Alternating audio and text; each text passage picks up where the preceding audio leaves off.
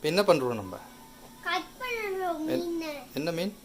நித்தோ நித்தோ நெல்லிச்சோறு என்னை மணக்கும் கத்திரிக்கா நேத்து வச்ச மீன் குழம்பு என்னை இழுக்குதையா ஒரு வாய்க்கா சேலு கண்ட மீன் ஒரு வாய்க்கா சேலு கண்ட மீன்.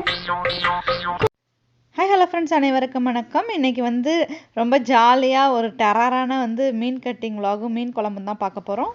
வாங்க ஃபஸ்ட்டு மீனை நம்ம எப்படி கட் பண்ணுறதுன்னு பார்த்துடலாம். ஃபஸ்ட்டு மீனோட சைடில் அது செதில்லாம் இருக்கும்ல, அதெல்லாம் கட் பண்ணி எடுத்துடலாம். இதில் உள்ளே பார்த்திங்கன்னா ஃபுல்லாக க்ளீன் பண்ணி தான் வச்சுருப்பாங்க. இதோட சைடெல்லாம் ஃபஸ்ட்டு கட் பண்ணி எடுத்துடலாம். இல்லைனா சென்டராக நம்ம கட் பண்ணிவிட்டு உள்ளே உள்ள பார்ட்ஸ் எல்லாம் எடுத்துடணும். இதை பார்த்திங்கன்னா உள்ளே எல்லாமே எடுத்துட்டு மீன் க்ளீனாக தான் இருக்கும். மேலே இருக்கிற செதிலும் சைடில் மட்டும்தான் நம்ம க்ளீன் பண்ணுற மாதிரி இருக்கும். இது ஃப்ரெஷ் மீன் கிடையாது. ஆல்ரெடி வாங்கி கொஞ்சம் ஓரளவு க்ளீன் பண்ணிவிட்டு உள்ளெல்லாம் க்ளீன் பண்ணிட்டு ஃப்ரோசன் பண்ணி வச்சுருப்பாங்க. ஃப்ரெஷ் மீன் இங்கே கொஞ்சம் ரேராக தான் கிடைக்கும். இந்த மாதிரி மீன்லாம் ஃப்ரெஷ்ஷாக கிடைக்காது. இப்போது அந்த சைடு அப்புறம் வால் அதை கூட கட் பண்ணி எடுத்துடலாம். கட் பண்ணால் தான் நம்மளால் அடுத்தது குழம்புக்கு தனியாக வறுவலுக்கு தனியான மீன் நம்மளால் கட் பண்ணிக்க முடியும்.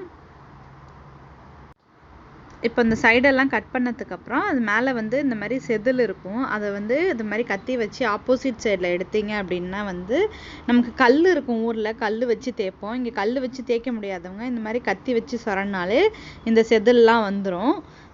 இது செந்தில் ஃபுல்லாக எடுத்ததுக்கப்புறம் இதை ஃபஸ்ட்டு தலையை மட்டும் கட் பண்ணிவிடுங்க. அதுக்கப்புறம் உடம்ப ஒரு பீஸாக நம்ம கட் பண்ணி எடுத்துடலாம். நம்ம நான்வெஜ்லாம் வெட்டுறப்ப மீன்லாம் வெட்டுறப்ப கத்தி கொஞ்சம் ஷார்ப்பாக இருந்ததுன்னா ஈஸியாக நம்மளால் வெட்டிட முடியும். இல்லைனா ரொம்ப நேரம் எடுக்கும், சீக்கிரமாக கட் பண்ண முடியாது.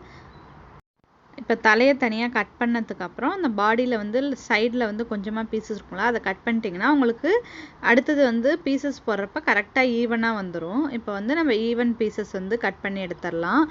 இது நம்ம வறுவலுக்கும் யூஸ் பண்ணிக்கலாம், குழம்புக்கும் யூஸ் பண்ணிக்கலாம். வறுக்கிறதுனா இது அப்படியே மசாலா தடவி வச்சிட்டோம்னா நமக்கு வேணுன்றப்ப வறுத்துக்கலாம். இந்த உடம்பு பீஸை ஃபுல்லாகவே நம்ம வறுவலுக்கு யூஸ் பண்ணிக்கலாம்.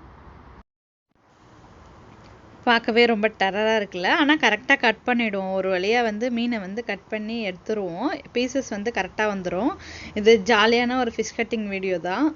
ஸோ ரொம்ப ப்ரொஃபஷ்னலாக இருக்கும்லாம் எதிர்பார்க்காதீங்க. ஆனால் பீசஸ் நமக்கு தேவைன்ற ஏற்ற மாதிரி கரெக்டாக கட் பண்ணி எடுத்துருவோம். இது ஃப்ரோசன் மீன்றதுனால கொஞ்சம் வளவலன்னு இருக்கும். நமக்கு அந்த ஸ்டிஃப்னஸ் இருக்காது. அதனால மேலே டவல் பேப்பர் இல்லைனா துணி அது மாதிரி வச்சு கட் பண்ணால் ஈஸியாக இருக்கும்.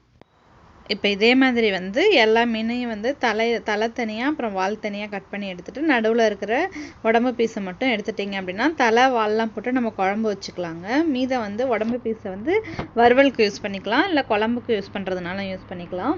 நான் ஆல்ரெடி ஒரு வீடியோ போட்டிருப்போம் ஹோல் ஃபிஷ் ஃப்ரை சொல்லிட்டு. ஸோ முழு மீனை எப்படி கட் பண்ணுறதுன்னு அடுத்தது நம்ம இந்த வீடியோவில் பார்க்கலாம். இப்போ ஒரு மீனை ஃபுல்லாக கட் பண்ணி எடுத்துட்டோம். ஒரு மீனில் கிட்டத்தட்ட ஒரு 5லேருந்து 6 பீசஸ் நமக்கு வறுவலுக்கோ குழம்புக்கோ பீசஸ் கிடைக்கும். அப்புறம் தலை. ஸோ இப்போ தலையும் நம்ம 2ஆக கட் பண்ணி எடுத்துடலாம். தலையும் 2ஆக கட் பண்ணிட்டோம்னா குழம்புல நல்லா தலை ஊறி இருக்கும். அதனால 2ஆக கட் பண்ணி எடுத்துப்போம். அவ்வளோதாங்க. மீன் வெட்டுறது ரொம்ப ஈஸி தான். அதனால் இப்போ எல்லா மீனையும் நம்ம வெட்டியாச்சு. ஒரு மீனை மட்டும் பார்த்தீங்க அப்படின்னா ஹோல் ஃபிஷ்க்காக எடுத்து வச்சுருக்கேன். இது ஒரு 3 மீனை வெட்டி வச்சுருக்கோம். அடுத்து ஒரு மீனை மட்டும் எப்படி வெட்டுறோம், ஹோல் ஃபிஷ் ஃப்ரைக்காக எப்படி வெட்டுறோன்னு பார்த்துடலாம். இதுக்கு தலை வால்லாம் நம்ம கட் பண்ண தேவையில்ல. சைடில் இருக்கிற பீசஸ் மட்டும் கட் பண்ணிவிட்டு நம்ம இந்த மாதிரி சின்ன சின்ன நடுவில் ஃபிஷ்க்கு நடுவில் மட்டும் இந்த மாதிரி கட்டிங் போட்டுக்கோங்க.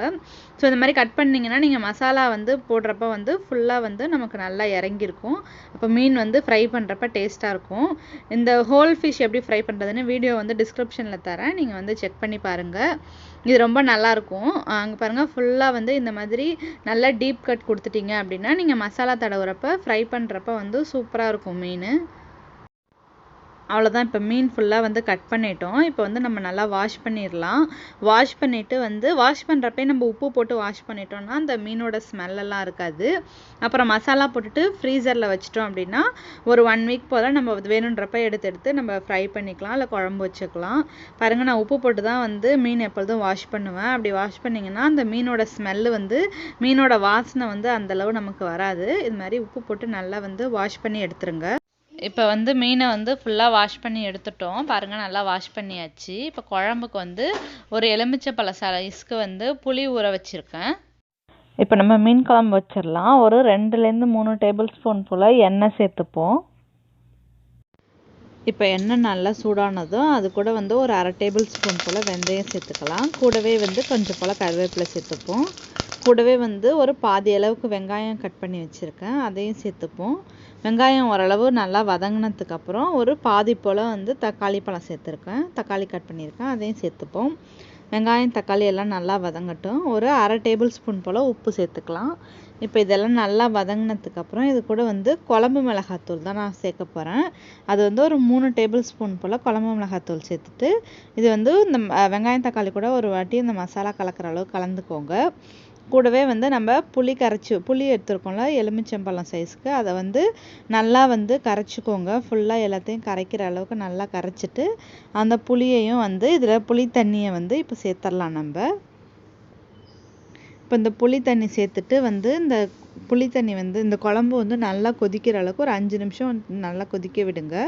இப்போ குழம்பு வந்து இந்த மாதிரி நல்லா கொதிச்சதுக்கப்புறம் இதில் வந்து நம்ம மீன் சேர்த்துக்கலாம். இப்போ நம்ம கழுவி வச்சுருக்க வாஷ் பண்ணி வச்சுருக்க மீன் எல்லாத்தையும் வந்து இதில் சேர்த்துடலாம். சேர்த்துட்டு மீன் வந்து ரொம்ப நேரம் வேக தேவையில்ல, ஒரு 3லேருந்து 4 நிமிஷம் மீன் வந்ததுனாலே போதும். ரொம்ப நேரம் வேக விட்டிங்கன்னா மீன் வந்து குழஞ்சி போயிடும்.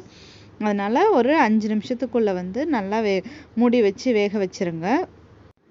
இப்போ எல்லா மீனையும் வந்து நம்ம சேர்த்ததுக்கப்புறம் மீன் எல்லாம் சேர்த்ததுக்கப்புறம் மீனில் வந்து நல்லா குழம்பு படுற மாதிரி ஒரு வாட்டி கலந்து விட்டுட்டு நல்லா மீனை வேக வச்சிடலாம். இப்போ மீன் நல்லா கொதித்து நல்லா மீனும் குழம்பு எல்லாமே வந்து நல்லா ரெடி ஆகிடுச்சு. மீனும் வந்து நல்லா வெந்துருச்சு. பாருங்கள், நம்மளோட சூப்பரான வந்து மீன் குழம்பு வந்து ரெடி ஆகிடுச்சு. நல்லா சூப்பராக இருக்கும். நீங்களும் ட்ரை பண்ணி பாருங்கள் இந்த மீன் குழம்பு. இந்த வீடியோ உங்களுக்கு பிடிச்சிருந்ததுன்னா நம்ம சேனலுக்கு சப்ஸ்கிரைப் பண்ணுங்கள். மீண்டும் ஒரு சூப்பரான வீடியோவுடன் அடுத்த வீடியோவில் சந்திப்போம்.